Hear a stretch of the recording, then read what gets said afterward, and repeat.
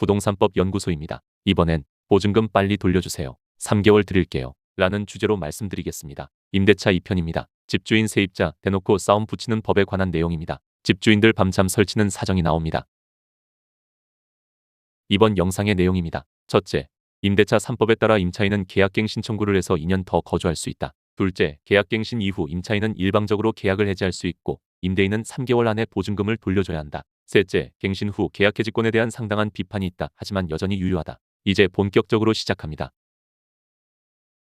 2년의 전세계약이 끝나갈 무렵이면 임대인과 임차인은 기존 계약을 갱신할지 고민합니다. 출퇴근 시간이나 자녀 교육 문제가 걸려있기에 임차인은 가급적 임대차를 연장하여 더 살기를 원합니다. 임대인도 새 임차인을 들일 때 드는 비용을 고려하면 기존 임차인과의 계약을 유지하는 것이 이익일 때가 많습니다. 다만 부동산 경기에 따라 전세가가 급변하면 임대인과 임차인의 셈법이 복잡해집니다. 전세가가 오르면 임대인은 비용이 들더라도 보증금을 높여 새로운 임차인을 들이길 원합니다. 반면 임차인은 시세만큼 보증금을 마련하기 어려워 기존 조건 유지를 원하며 임대인에게 읍소해야 할 수도 있습니다. 전세가가 내리면 이번에는 임대인이 임차인에게 남아달라고 부탁해야 합니다. 2020년부터 코로나19 팬데믹으로 금리가 인하되고 유동성이 공급되었습니다. 이로 인해 서울 및 수도권을 중심으로 주택 가격이 상승하고 주택 구매 수요도 증가했습니다. 부동산 시장의 과열이 본격화되었습니다. 제로금리 상황에서 임대인들은 기존 전세를 월세로 전환했습니다. 전세 품귀 현상이 발생하며 임차인의 주거 불안정이 심화되었습니다. 전세 기간이 끝나면 임대인들은 기존 임차인을 내보내고 보증금을 크게 높이려 했습니다.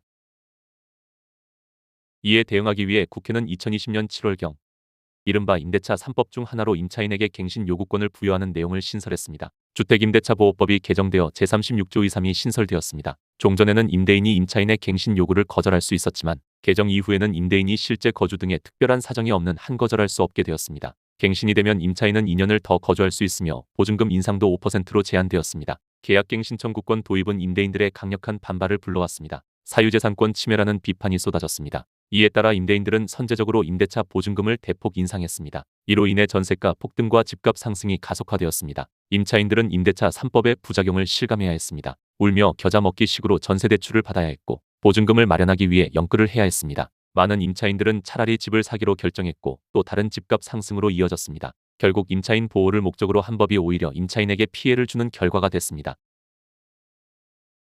그러나 2022년 말부터 상황이 반전되었습니다. 미국의 급격한 금리 인상, 부동산 시장 자금 경색, 전세 사기 여파로 전세가가 급락했습니다. 임대인은 임차인을 어렵게 구해야 하는 상황에 처했습니다. 심지어 갱신된 계약에서도 임차인의 2년 거주 보장이 확정적이지 않았습니다. 초기에는 주목받지 못했지만 주택임대차보호법에는 계약갱 신청구권에 따라 갱신된 경우에도 임차인이 언제든 해지 통보를 할 수 있다는 규정이 있었습니다. 임대차 기간 종료 6개월 전부터 2개월 전까지 갱신 여부를 통지하지 않으면 계약은 묵시적으로 갱신됩니다. 묵시적 갱신은 임차인의 의사가 명확하지 않기에 임차인에게 언제든 해지할 수 있는 권한을 부여했습니다. 그런데 계약갱 신청구권 행사 후 갱신된 계약에도 이 규정을 준용하도록 했습니다. 이는 임대인에게 지나치게 불리했습니다. 임차인에게는 계약을 자유롭게 종료할 강력한 옵션이 부여된 셈입니다. 전세가가 급락하면 임차인은 계약 해지를 요구하고 임대인은 3개월 안에 새 임차인을 구해야 합니다. 새 임차인이 기존 보증금만큼 내지 않을 경우 차액을 임대인이 부담해야 합니다. 또는 매달 시세 차이에 따른 이자, 이른바 여골세를 지급해야 하기도 합니다. 전세계약 당시 임대인이 제시한 높은 전세금을 어쩔 수 없이 수용했던 임차인들은 전세가가 급락하자 임대인에게 복수라도 하든 내용 증명을 보내 3개월 내 보증금을 반환하라고 요구했습니다. 이러한 상황이 알려지면서 갱신한 임대인들도 안심할 수 없게 되었습니다. 전세가 하락 소식만 들어도 임차인의 해지 가능성을 걱정해야 했습니다. 받아놓은 보증금을 장기적으로 운용하는 것도 어렵게 되었습니다. 실제로 임차인이 계약갱 신청구권으로 2년을 보장받은 후 마음이 바뀌었다는 이유만으로 계약을 해지할 수 있는지 논란이 있었습니다. 임대인도 갱신된 계약을 통해 2년 안정성을 기대했기 때문입니다. 일부 제1심 법원은 새 계약서를 작성하고 2년을 명시한 경우 임차인의 일방적 해지가 불가능하다고 판결했습니다. 하지만 이는 주택임대차보호법의 문헌에 반하는 판단이었고 결국 2심에서는 임차인의 손을 들어주었습니다.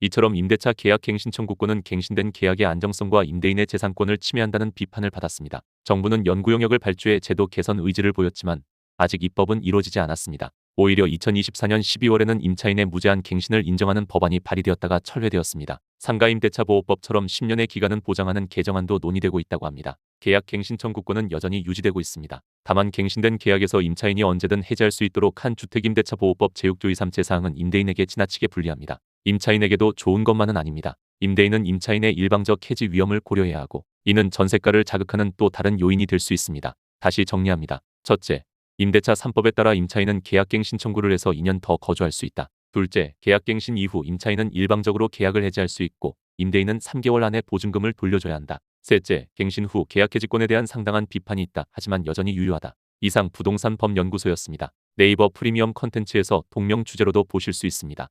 댓글에 달아두겠습니다. 채널 구독과 좋아요를 해야 하는 이유가 있습니다. 구독과 좋아요를 해두지 않으면 영상을 다시 찾는데 시간이 많이 걸립니다. 영상 내용을 찾아봐야 할 때가 분명히 있습니다. 물론 영상 제작에도 큰 힘이 됩니다. 감사합니다.